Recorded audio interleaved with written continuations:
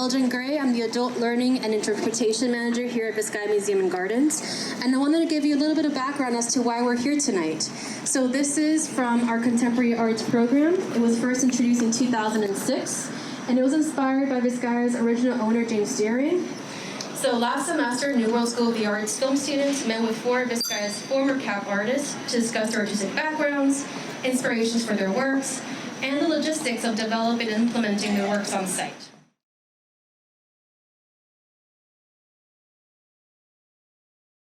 Tony Fernandez, Professor of Visual Art, New World School of the Art. Back in April, which is over 6 months ago, my co-teacher Elisa Pechenik and I came and spoke with Rebecca and Elgin about an idea that include our visual arts filmmaking students in the CAP program.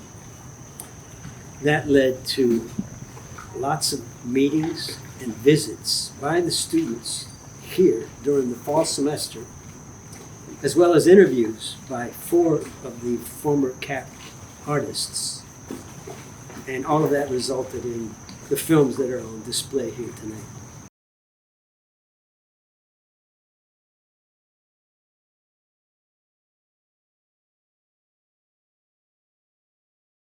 Hi, my name is Elisa Pechenik Charles. I'm a professor of art and tech at New World School of the Arts. Having the students work on site at Vizcaya, being influenced by the 4 CAP artists that came through, that sort of paved the way for them. They showed them how they did their research, how they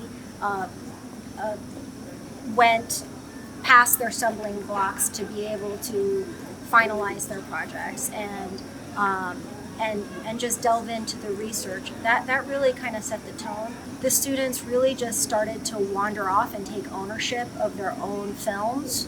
The staff at Vizcaya was absolutely a pleasure to work with. Absolutely a pleasure. They were so kind to the students, so professional.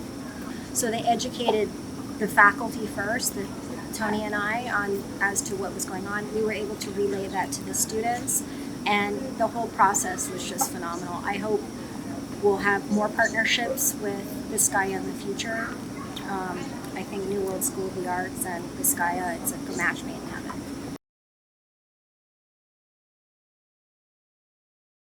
What originally inspired me was one of the CAP Lab artists that we were presented to during the semester, and her name was Naomi Fisher, and she did a piece. It was a very feminist movement piece, women in the wilderness type of thing, and that really inspired me to do my piece about a statue at Vizcaya who cannot find a way out. It is a piece of art, so art doesn't typically move. And for my piece, I made my statue only able to move when no one's looking. And so, but she's stuck in a hold because everyone's always looking at art and she can't escape it. I am very nervous about interacting with people. I'm not the best with my social skills, but I do want to know what they're thinking about while they're looking at my piece. So I hope to get a few opinions here and there, and it'll be better if they approach me instead. Honestly, viewing the aesthetic of Vizcaya and knowing the timeline that it took place, well, when it was built, which was around the 1910s and 1920s, I like to think about, since we're in a pandemic at the moment, I thought about a pandemic that happened around the 1910s, which was the Spanish flu. And the reason why I chose to play as a plague doctor for my film was because the plague doctors were very prevalent during multiple timelines where there was a plague, such as the bubonic back in the 1400s. So I thought it would be very appropriate and very, fitting, given the aesthetic and how the Roaring Twenties was in the past and the Spanish flu passed by, that you would have a plague doctor pass through a relic of a good time and a bad time. And honestly, that was mainly it, just a creepy plague doctor walking around a beautiful estate made in the 1910s. Honestly, the statues here in Vizcaya, they tend to look very different. And so while I was going through Vizcaya, trying to see what I wanted to do, I got inspired by that, and I wanted to try doing a horror piece since I've never done it before. I tend to like horror movies too, so it's always been one of my favorite genres. So I've always done action and like romance or even just comedy in general. So the fact that I was looking through some horror pieces and stuff, and Halloween was coming up at the time, so I was like, oh, like I should do a horror piece. Overall, it was a great learning experience where not only I learned about film and Vizcaya, but how different artists approach Vizcaya with their works. And I think that my favorite part was walking around here and taking in the surroundings because I really love nature and I've never been here before. Yeah. Yeah, Cap Lab was awesome. My favorite part of Cap Lab was obviously just exploring Vizcaya. I feel like I really took that. I really just did took like great advantage of that and just being here all the time. But I specifically loved just being introduced to all the artists. I feel like live learning with actual artists that are working in the world and have worked at Vizcaya, and them sort of guiding us onto the themes that are like the themes of this institution, and like not really an institution but of this museum, was like so interesting. And it was so interesting to see how they explored it through their own work.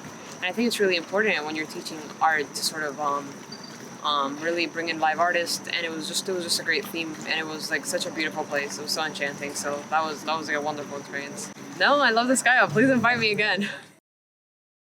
Actually, walking through Vizcaya, going into the estate, prior to this experience, I'd only really known the estate as a place to like take quinceañera photos. That was my very limited experience. But actually meeting all the Cap Lab artists really informed me not only about Vizcaya, but Miami's history. So for example, Sebastian Duncan Portuondo, seeing his piece, really influenced me to look into workers that were behind not only constructing Vizcaya, but maintaining it. Unfortunately, I wasn't able to find too many records apart from architectural records, like this was the butler's room or the laundry room where people to work. But using that, I was able to kind of piece together something that would not necessarily try to recreate the idea of a servant walking through Vizcaya, but just giving that kind of ghostly impression of it.